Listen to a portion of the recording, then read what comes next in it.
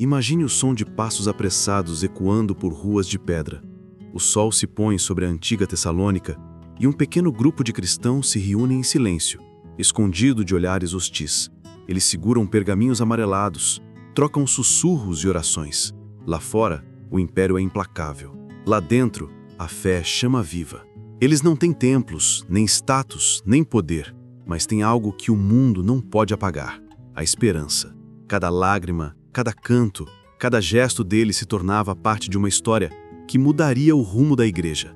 E no meio disso tudo, surge uma carta escrita por Paulo, o apóstolo que havia plantado aquelas sementes de fé e agora escrevia para reacender nelas a chama da coragem.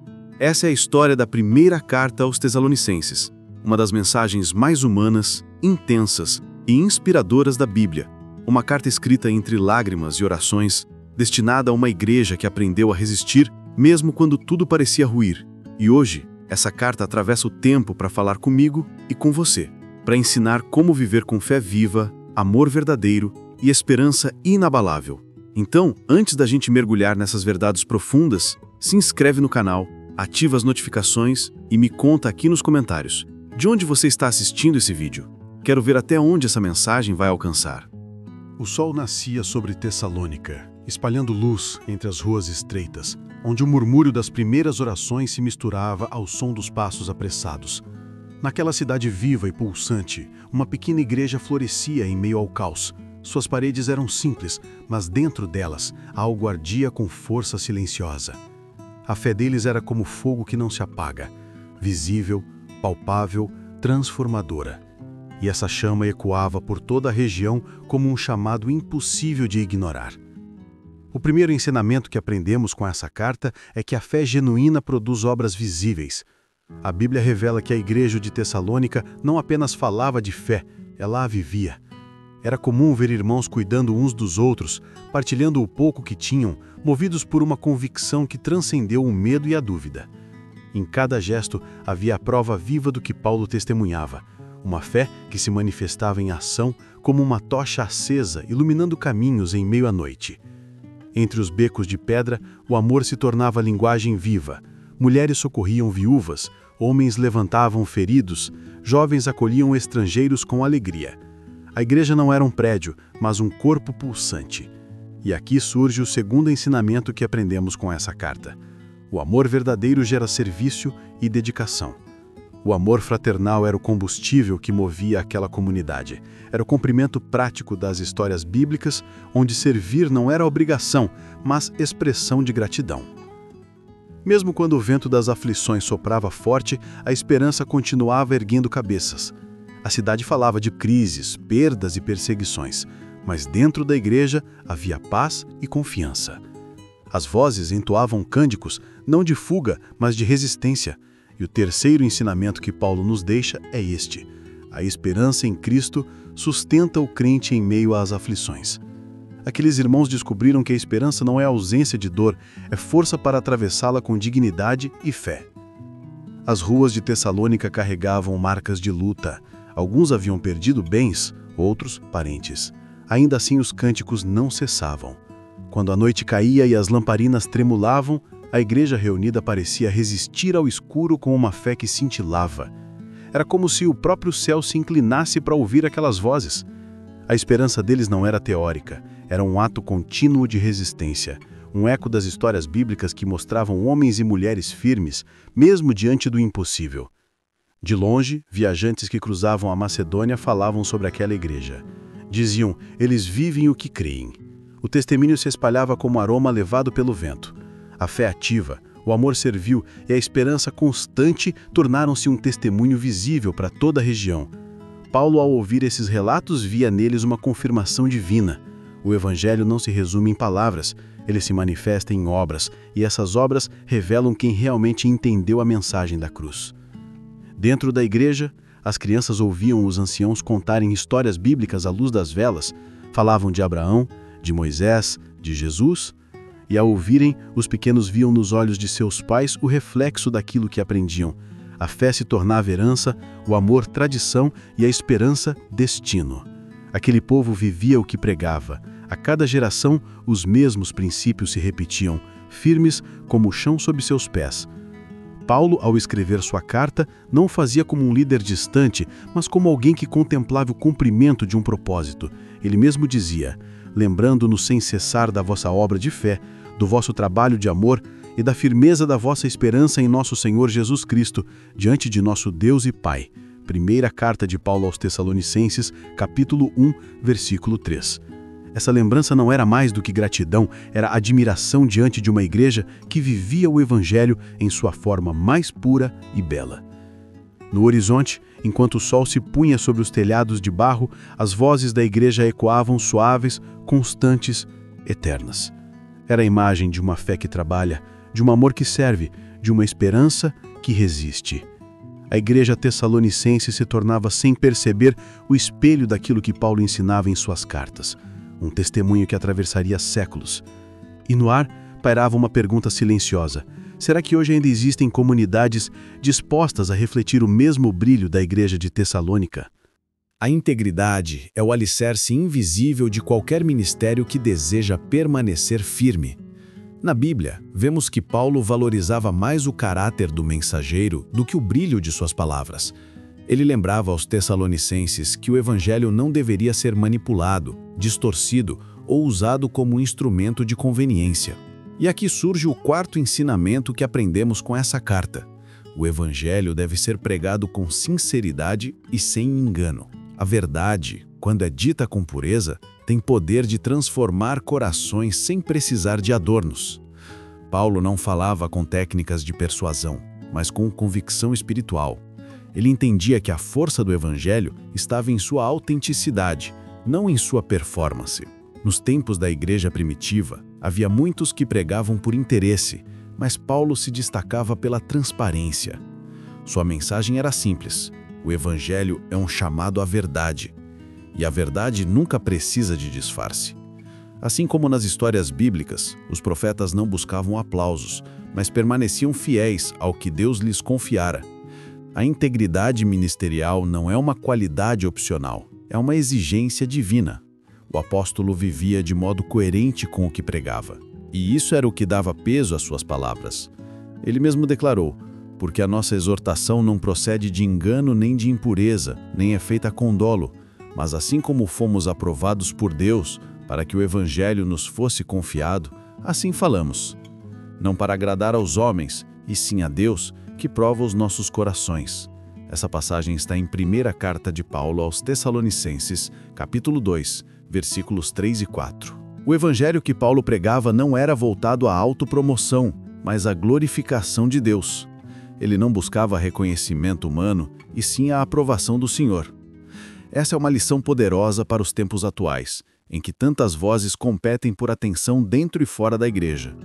Integridade significa permanecer fiel à mensagem, mesmo quando ela é impopular. O verdadeiro ministro não se curva diante da opinião, mas diante da verdade. O quinto ensinamento que aprendemos com essa carta é que o verdadeiro líder espiritual serve como pai e mãe espiritual, com amor e exemplo. Paulo descreve seu relacionamento com os tessalonicenses como de uma mãe que cuida com ternura e um pai que orienta com firmeza. Ele sabia que autoridade e afeto precisam caminhar juntos. Liderar para ele era amar o suficiente para corrigir e servir o bastante para inspirar. Esse equilíbrio é o que diferencia o líder que guia do líder que apenas comanda. Na prática, isso significa viver de forma coerente. Um líder íntegro é aquele cujas palavras e atitudes falam a mesma língua. É aquele que não busca ser admirado, mas ser útil. Que não quer controlar pessoas, mas conduzi-las a Cristo. Nas histórias bíblicas, essa foi a marca dos servos fiéis, homens e mulheres que influenciaram mais pelo exemplo do que pelo discurso. Paulo seguia essa mesma trilha, deixando um legado de confiança e respeito. Dentro da igreja, esse tipo de liderança gera frutos visíveis. Quando o líder é íntegro, a comunidade se torna saudável. As pessoas aprendem a servir com alegria, a caminhar em unidade e a valorizar o caráter mais do que o talento.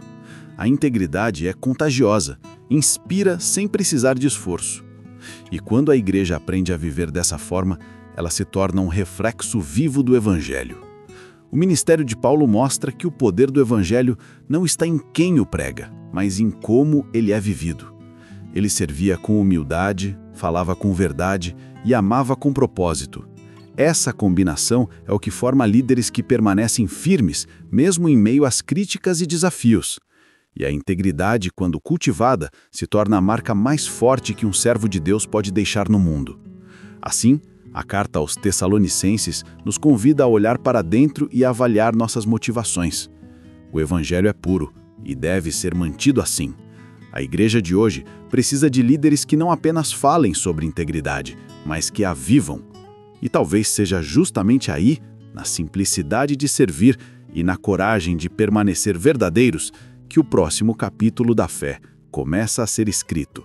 As tribulações nunca foram um obstáculo para o Evangelho. Foram, na verdade, o terreno onde a fé se torna mais forte. A igreja de Tessalônica aprendeu isso cedo.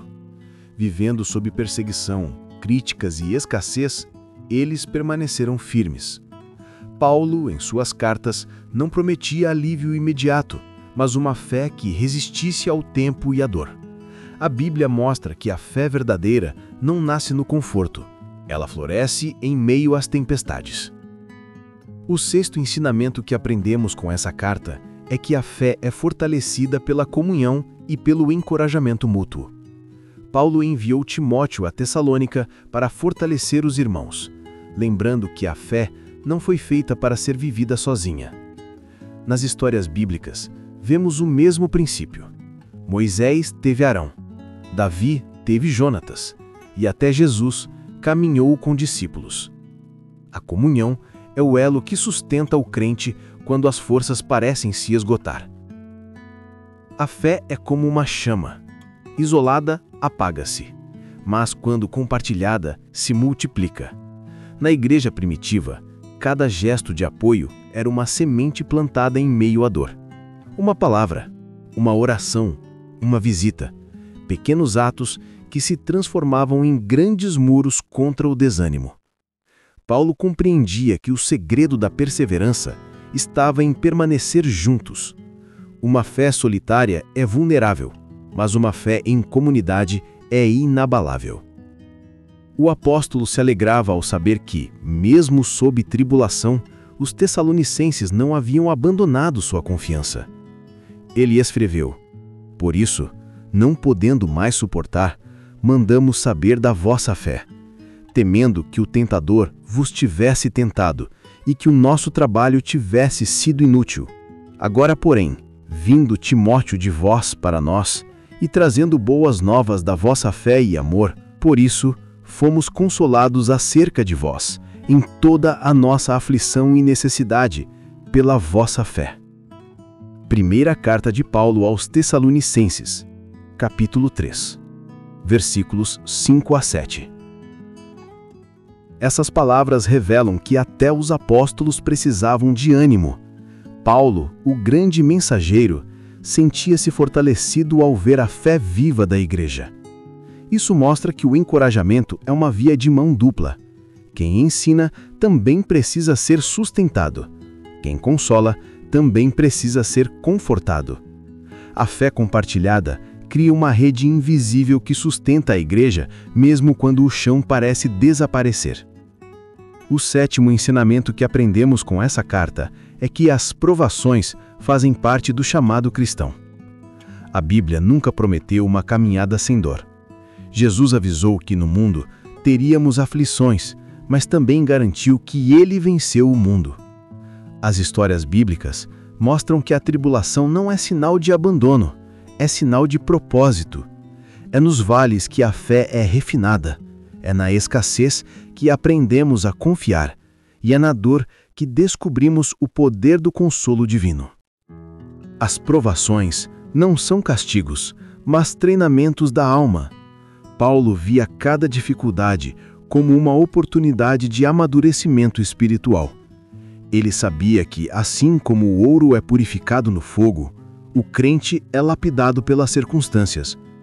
A fé dos Tessalonicenses era a prova viva disso. Quanto mais eram pressionados, mais brilhavam. A dor não os destruía, os moldava. Dentro da igreja, as tribulações uniam as pessoas. O sofrimento compartilhado criava laços profundos. Havia choro, sim, mas havia também esperança. Quando um caía, outro o levantava. Quando um se enfraquecia, outro orava. Era assim que se mantinham firmes. E essa é a beleza da fé cristã. Ela não depende da ausência de problemas, mas da presença constante de Deus em meio a eles. Paulo entendia que a fé não é provada nos dias bons, mas nos dias em que o céu parece fechado. Ele sabia que permanecer firme diante da dor é um testemunho mais poderoso do que qualquer sermão. E é por isso que suas palavras continuam ecoando. A fé não apenas resiste, ela inspira. A igreja de Tessalônica se tornou o retrato vivo da perseverança, e seu exemplo atravessa os séculos para lembrar que a tribulação pode ser o campo onde Deus planta os maiores milagres. No fim, a mensagem de Paulo aos Tessalonicenses não era de consolo superficial, mas de encorajamento profundo. Ele os ensinava a olhar para além da dor e enxergar o propósito. E esse mesmo chamado continua ecoando hoje. Manter a fé acesa, apoiar uns aos outros e entender que as provações não são o fim, são o cenário onde Deus revela quem realmente somos. O crescimento espiritual não acontece por acaso, é o resultado de uma decisão diária. Em suas cartas, Paulo lembrava à igreja de Tessalônica que seguir a Cristo não é apenas crer, mas viver de modo que o caráter de Deus seja refletido em cada atitude. A Bíblia ensina que o verdadeiro discípulo não se contenta em saber, ele deseja ser transformado. É neste ponto que começa o chamado à santidade, uma vida separada do egoísmo e dedicada ao propósito divino. O oitavo ensinamento que aprendemos com essa carta é que a vontade de Deus é a santificação do crente. A santidade não é um látelo, nem uma meta impossível, mas um processo constante de purificação interior. Paulo ensinava que a santificação não depende de regras externas, mas de uma mente renovada pelo Espírito. Nas histórias bíblicas, homens e mulheres que caminharam com Deus foram moldados aos poucos, aprendendo a render-se nas pequenas coisas. Assim, a santidade torna-se um modo de viver, não um ideal distante. Ser santo não significa viver isolado do mundo, mas estar presente nele sem perder a essência. A igreja primitiva compreendia isso muito bem. Trabalhavam, serviam, criavam seus filhos, mas faziam tudo com o coração consagrado. Paulo exortava os crentes a se afastarem de tudo que contaminasse corpo e alma, não por medo, mas por amor. Ser santo é escolher a pureza quando ninguém está vendo. É viver com integridade mesmo no invisível. O apóstolo foi direto em suas palavras. Porque esta é a vontade de Deus, a vossa santificação, que vos abstenhais da fornicação, que cada um de vós saiba possuir o seu corpo em santificação e honra. Primeira carta do apóstolo Paulo aos Tessalonicenses, capítulo 4, versículos 3 e 4. Essas palavras são um convite a lembrar que a santidade não se mede por aparências, mas por decisões silenciosas tomadas no coração. A santificação não é um fim em si mesma, mas o caminho que nos prepara para amar melhor. E assim chegamos ao nono ensinamento que aprendemos com essa carta. O amor fraternal deve crescer continuamente. Em Tessalônica, a igreja já era conhecida por seu amor, mas Paulo os incentivava a ir além. O amor cristão não tem limites. Ele sempre pode amadurecer, sempre pode se expandir. Amar não é apenas sentir, mas agir com compaixão, servir com humildade e perdoar com sinceridade. As histórias bíblicas estão cheias de exemplos desse amor em ação. Ruth, que permaneceu fiel a Noemi, José, que perdoou os seus irmãos, Jesus, que entregou a própria vida até por os que o rejeitaram. Cada ato de amor verdadeiro é uma expressão do próprio Deus no ser humano. E quando esse amor se manifesta dentro da igreja, o mundo percebe. Uma comunidade que ama com sinceridade torna-se um testemunho vivo do Evangelho. Paulo via nos Tessalonicenses o reflexo desse amor, mas sabia que ele não deveria estagnar.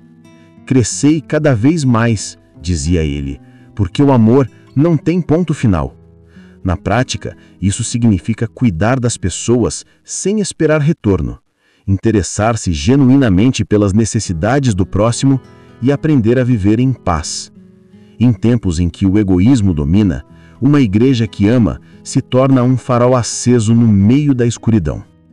A santidade e o amor são, na verdade, dois lados da mesma moeda. Não existe santidade sem amor, nem amor verdadeiro sem santidade. O amor purifica as intenções e a santidade dá direção ao amor. Paulo compreendia que um coração transformado por Deus não pode permanecer indiferente à dor do outro, nem se acomodar a uma fé inerte. A vida cristã, segundo a Bíblia, é um movimento contínuo rumo à pureza e ao serviço. No fim, o chamado de Paulo era claro: viver de forma digna diante de Deus e dos homens. Uma vida santa não se esconde, ela transborda. E um amor verdadeiro não se contém, ele se compartilha. A igreja de Tessalônica tornou-se exemplo dessa combinação perfeita: corações puros e mãos dispostas. E talvez esse ainda seja o convite para nós hoje. Viver uma fé que seja visível não apenas nas palavras, mas na forma de amar. Em Tessalônica, o luto havia chegado cedo demais. Alguns irmãos da igreja haviam morrido, e o silêncio que ficou no ar era pesado. Aquelas pessoas recém-convertidas esperavam que Jesus voltasse em breve, talvez ainda em seus dias. Por isso, quando viram os primeiros crentes partirem, o choro tomou conta da comunidade. Eles amavam com intensidade e não sabiam o que aconteceria com os que adormeceram. A Bíblia revela esse momento de dor e confusão, e é aí que Paulo escreve para consolar e ensinar. O 10º ensinamento que aprendemos com esta carta é que a esperança da ressurreição consola os corações. Paulo sabia que o luto sem entendimento pode se transformar em desespero, mas o luto com fé se transforma em esperança. Ele lembra à igreja que a morte não é o fim para quem está em Cristo. Nas histórias bíblicas, Deus sempre transformou a perda em promessa, como fez com José, Daniel e, de modo supremo, com o próprio Jesus. A cruz parecia derrota, mas se tornou o maior símbolo de vitória da fé. A igreja de Tessalônica chorava, mas Paulo não os repreendeu. Ele entendeu aquele lamento e lhes deu algo que nenhuma filosofia poderia oferecer: certeza. Escreveu com ternura e autoridade: Não queremos, porém, irmãos, que sejais ignorantes acerca dos que dormem, para que não vos entristeçais como os demais que não têm esperança. Porque se cremos que Jesus morreu e ressuscitou, assim também aos que em Jesus dormem, Deus os tornará a trazer com ele. Primeira carta do apóstolo Paulo aos Tessalonicenses, capítulo 4, versículos 13 e 14. Essas palavras tocaram a alma da igreja como bálsamo sobre ferida aberta. Paulo os lembrava de que, assim como Cristo ressuscitou, os que morreram nele também ressuscitarão. O apóstolo explicava que a morte para o crente é apenas um sono, um breve intervalo até o reencontro. Assim, o que antes era dor se transformava em expectativa. O que antes era saudade tornava-se certeza. A Bíblia diz que Paulo havia deixado Tessalônica às pressas por causa da perseguição. Atos 17, 1-9.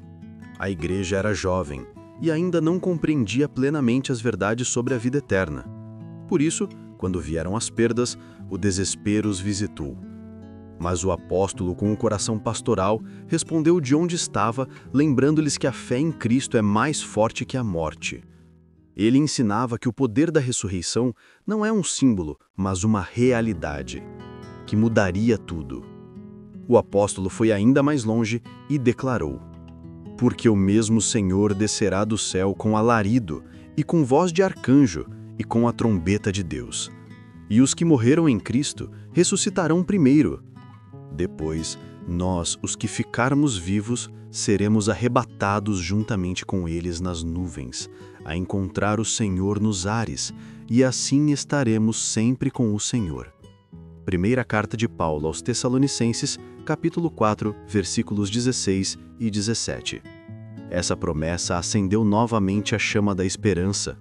A morte deixou de ser o fim e passou a ser o começo de algo maior. A fé da igreja se renovou. Paulo mostrava que, quando o coração entende o destino eterno, o medo perde força. Nenhuma separação é definitiva, nenhuma despedida é para sempre. Aqueles que partiram em Cristo não se perderam, apenas chegaram primeiro. O que Paulo ensinava aos Tessalonicenses continua valendo hoje. A esperança molda nossa visão sobre a vida e a morte. A Bíblia nos convida a viver com os pés firmes na terra e os olhos voltados para o céu. Quem crê na promessa da volta de Cristo não vive como quem teme o fim, mas como quem aguarda um recomeço glorioso. Essa esperança transforma o pranto em propósito e o sofrimento em fé viva. A igreja que compreende essa verdade vive diferente. O amor se torna mais profundo, o perdão mais leve e a fé mais sólida. Cada amanhecer é uma lembrança de que o tempo é breve e o reencontro está próximo. Assim como Paulo consolou os Tessalonicenses, somos convidados a consolar uns aos outros com as mesmas palavras. Portanto, consolai-vos uns aos outros com estas palavras. 1 Tessalonicenses, capítulo 4, versículo 18. A esperança da volta de Cristo é o maior remédio contra o desespero. Ela não ignora a dor, mas a preenche de sentido. É essa esperança que faz o cristão continuar de pé quando tudo parece desabar. A igreja de Tessalônica aprendeu isso com lágrimas nos olhos e com o coração cheio de fé. E essa mesma mensagem ecoa até hoje, lembrando-nos que a morte é apenas um intervalo e que a história termina com o reencontro de todos diante daquele que venceu a morte. A carta de Paulo aos Tessalonicenses chega agora ao ponto mais maduro de sua mensagem. Como viver à espera de Cristo sem se perder no medo nem na distração. A igreja estava empolgada com a esperança da volta do Senhor, mas também confusa sobre como viver até lá. Paulo, com a sabedoria de um pai espiritual, os conduz a compreender que a verdadeira fé não é ansiedade, é vigilância com propósito. A Bíblia nos lembra, não sabemos o dia nem a hora, mas podemos escolher como viver enquanto esperamos. O 11º ensinamento que aprendemos com esta carta é que o cristão deve viver vigilante e sóbrio, como filho da luz. A sobriedade aqui não fala apenas de temperança, mas de clareza espiritual, de quem enxerga a vida à luz da verdade. Paulo escreve: Mas vós, irmãos, não estais em trevas para que aquele dia vos surpreenda como um ladrão, porque todos vós sois filhos da luz e filhos do dia. Nós não somos da noite nem das trevas. Primeira carta do apóstolo Paulo aos Tessalonicenses, capítulo 5, versículos 4 e 5. A metáfora é poderosa. Enquanto o mundo dorme espiritualmente, os filhos da luz permanecem despertos. Essa vigilância não é feita de medo, mas de consciência. Nas histórias bíblicas, vemos homens e mulheres que permaneceram alertas em tempos de escuridão, como Noé, que construiu a arca antes da chuva, ou Daniel, que se manteve fiel mesmo no exílio. Ser vigilante é viver com propósito, sabendo que cada dia pode ser o último, mas sem deixar que isso roube a alegria de viver. Paulo sabia que uma fé autêntica não se sustenta apenas de expectativa, mas de prática. Ele ensinava que viver à luz do Senhor é cultivar um coração desperto, mas equilibrado. Em outras palavras, é ter os olhos no céu e os pés firmes na terra. A Bíblia nos mostra que Jesus também ensinou isso. Vigiai e orai. A vigilância protege a fé. A oração renova a esperança. Uma vida sóbria é aquela que não se deixa dominar por excessos, emoções ou ilusões passageiras. O apóstolo continuou seu ensino com ternura e firmeza. O 12º ensinamento que aprendemos com esta carta é que a vida comunitária deve ser marcada por respeito, alegria, oração e gratidão. Paulo escrevia para uma igreja viva, mas que precisava aprender a conviver com harmonia. Ele dizia: regozijai-vos sempre, orai sem cessar, em tudo dai graças, porque esta é a vontade de Deus em Cristo Jesus para convosco. Primeira carta do apóstolo Paulo aos Tessalonicenses, capítulo 5, versículos 16 a 18. Essas palavras ecoam como um manual de maturidade espiritual. Respeito é o alicerce da convivência. Alegria é o perfume da fé. Oração é o fôlego da alma. E gratidão é o remédio contra a ansiedade. Paulo sabia que uma igreja só pode ser saudável quando seus membros vivem esses princípios no cotidiano, nas conversas, nas decisões, no modo de servir. Não se trata de religiosidade, mas de relacionamentos moldados pelo Espírito. A igreja de Tessalônica, assim como a nossa, vivia cercada de desafios, perseguição, confusão e distrações.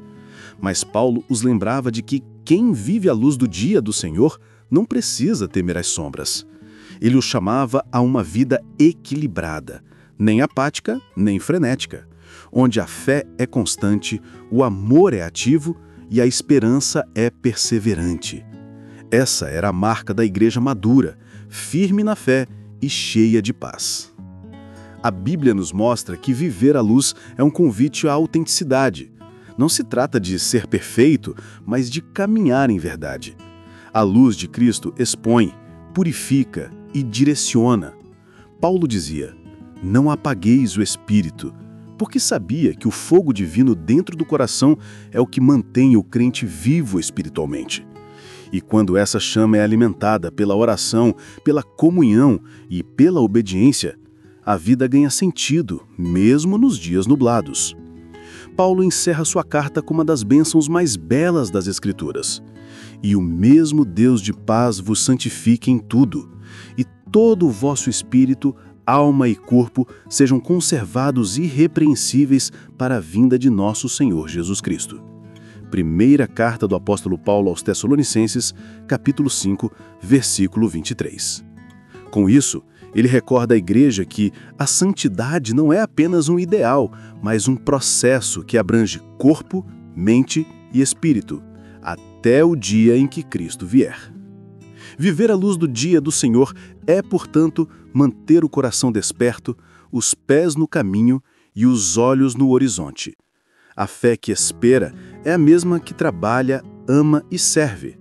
Paulo conclui o que começou no primeiro capítulo: uma igreja viva, com fé atuante, amor constante e esperança inabalável. E talvez essa seja a maior mensagem de toda a carta, a de uma vida inteira guiada pela luz, mesmo quando o mundo insiste em dormir. Ao longo desta carta, aprendemos que a fé verdadeira se revela em ações, o amor se expressa em serviço e a esperança se sustenta mesmo diante das provações. Paulo nos ensinou que a igreja viva é aquela que caminha com integridade, santidade e compaixão, alimentando-se da palavra e mantendo os olhos firmes no Senhor. As histórias bíblicas ecoam o mesmo princípio. Deus molda corações perseverantes, transformadores em testemunhos e usa vidas comuns para cumprir propósitos eternos. Que cada um dos 12 ensinamentos de 1 Tessalonicenses nos inspire a viver uma fé atuante, um amor crescente e uma esperança inabalável. E agora, se essa mensagem tocou o seu coração, inscreva-se no canal e ative as notificações, porque há muito mais que a Bíblia quer te revelar. E não pare por aqui. Assista ao vídeo que está aparecendo na sua tela, onde vamos continuar essa jornada, explorando verdades profundas que vão fortalecer a sua fé e acender o fogo do Espírito em seu coração.